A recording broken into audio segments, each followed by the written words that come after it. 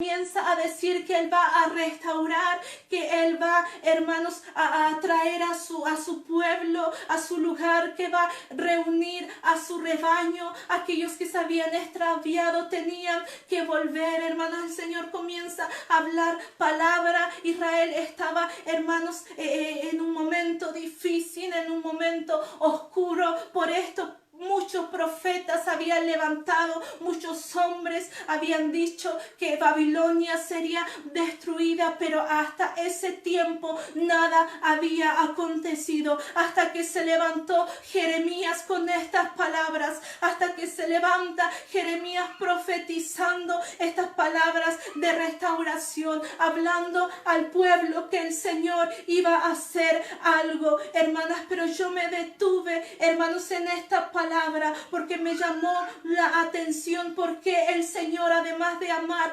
sabemos que Él actúa, hermanos, con amor, que Él se mueve con misericordia, pero porque el Señor escoge este tiempo para actuar sobre su pueblo. Y quiero que vaya usted a Jeremías, del mismo capítulo 31, 19, y dice el Señor, dice la palabra de Dios: porque después que me aparté tuve arrepentimiento, y después que reconocí mi falta, herí mi muslo, me avergoncé y me confundí, porque llevé la afrenta de mi juventud. Aleluya. Y aquí yo veo el corazón de Israel. Dios conoce todo lo que va a pasar, hermanas. Él, antes que nosotros pronunciemos alguna palabra, Él ya conoce lo que está en nuestra mente y en nuestro corazón. Él ya sabía la actitud de su pueblo. Él ya sabía que su pueblo hoy tendría un cambio de pensamiento, porque Israel iba a reconocer,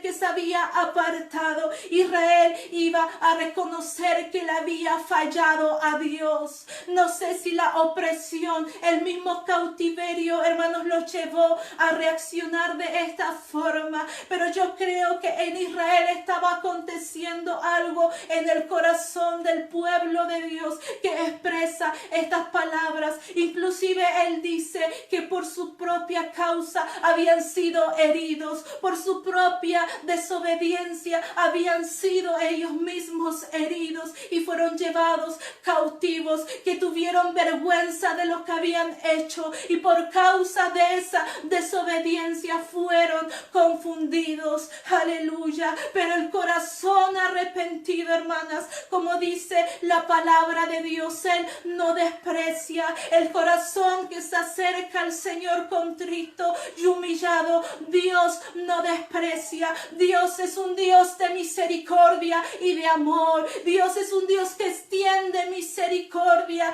y amor. Imagínese cómo se coloca Dios delante de aquel que reconoce sus faltas, delante de aquel que es capaz de decir que ha fallado, delante de aquel que puede decir: Señor, necesito tu perdón. Y mientras yo leía, como le decía, me acordaba del sacrificio de Jesús, me acordaba de lo que Él hizo en el madero, me acordaba del sufrimiento que Él hizo por nosotros, me acordaba que Él es un Dios de misericordia, que extendió su misericordia, hermanos, hacia nosotros. Y esta palabra me llevó a Hechos, hermanos, a Hechos 2, 37, 38, porque hay una escena, hermanas, quizás no es igual, hermanas, pero en esa escena yo veo también arrepentimiento. Cuando Pedro se levantó, hermanos, a predicar el primer mensaje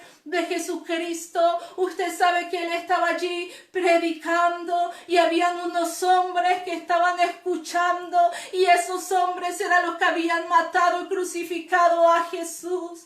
Esos hombres eran los mismos que habían muerto al Rey de la Gloria, al Dios Todopoderoso, a nuestro Rey, pero estaban delante ahí escuchando la palabra, hermanos, y ellos, dice la Escritura, que al escuchar el mensaje de Pedro, a oír el mensaje de Pedro, dice que ellos se compungieron de corazón. Hermanos, y ese compungimiento no es cualquier compungimiento que nosotros imaginamos, hermanos. Ellos habían matado a Jesús, Eso es como un golpe, un pinchazo en el corazón. Hermanos, ellos estaban ahí, hermanos, sintiendo en su mismo corazón, hermanos, porque ellos habían muerto a Jesús. Y ellos, ante la predicación de Pedro, dicen: ¿qué haremos? Esa es la pregunta que viene, hermanos, cuando nosotros, hermanos, mostramos arrepentimiento. Porque, hermanos, cuando nosotros estamos en el arrepentimiento, eso viene a nuestra conciencia, esas acciones que cometimos, eso que estaba allí, hermanos, nos sentimos alcanzados por esas acciones, por lo que hemos cometido, pero ahora necesitamos salir de eso y buscamos alguna solución, buscamos alguna respuesta. Israel buscó una respuesta y reconoció el pecado y tuvo un cambio de pensamiento en la profecía. Aquí los varones, hermanos, tuvieron un cambio de pensamiento porque esto estaba llegando a su corazón y hacen esta pregunta: ¿qué haremos? ¿Qué podemos hacer? Nosotros lo hicimos, nosotros matamos a Jesús, nosotros cometimos ese delito, nosotros terminamos con la vida de Jesús, a quien tú mismo estás anunciando. Pero ahora, ¿qué podemos hacer? Y Pedro, hermanos, abre este paso, este inicio, hermanos, al perdón de Dios.